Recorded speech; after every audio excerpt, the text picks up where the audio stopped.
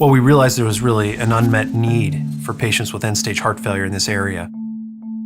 My name is David Kazarowski. I'm an adult cardiothoracic surgeon and director of mechanical circulatory support.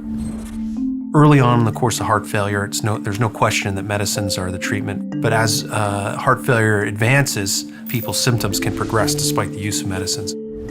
Usually shortness of breath, lower extremity swelling, awaking in the middle of the night, and that's when they need a ventricular assist device, potentially. So before VADs were available, when medicines were no longer effective, people would be admitted to the hospital repeatedly. They would be placed on more powerful intravenous medications, and their options were really limited. Ventricular assist devices are important in the treatment of end-stage heart failure because they can not only lengthen someone's life, but improve the quality of their life as well. So a left ventricular assist device takes blood from the left ventricle of the heart and it pumps it back to the body. Yeah, in essence, what it really is a second pump that assists the heart. Older generations of the pumps sat outside of the body and generated flow in a pulsatile manner.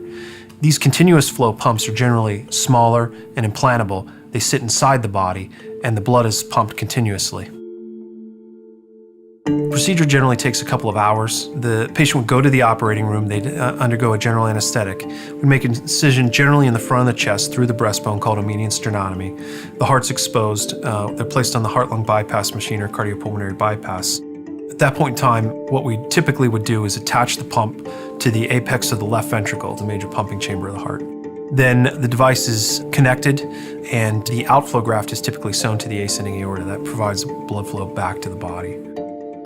In addition to that, there's a drive line that penetrates the body wall that allows control of the device and power to be transmitted to the device as well. With any operative procedure, there can be complications, and ventricular assist devices are definitely no different. There are a variety of risks that go along with the device, including stroke, gastrointestinal bleeding, clotting or thrombosis of the device. There's no question that it's a major operation, but what we've seen is that it can generally help people and improve the quality of their life. After an operation like this, it takes a few weeks to recover. Generally, after a patient undergoes this operation, they're returned to our open heart ICU. They'll typically spend a couple of days there recovering, and then they're transferred to one of the floors in the hospital where they'll spend another several days. While they're on the floor recovering from the implant, the patients will undergo extensive training about how to care for the device, how to respond to alarms, how to manage the device at home.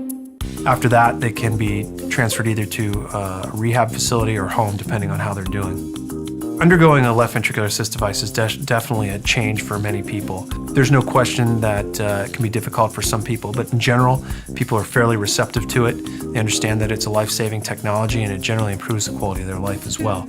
It's enormously satisfying to be able to offer these therapies for advanced heart failure in this community. It takes heart failure cardiologists, surgeons, nurses, VAD coordinators, nurse practitioners.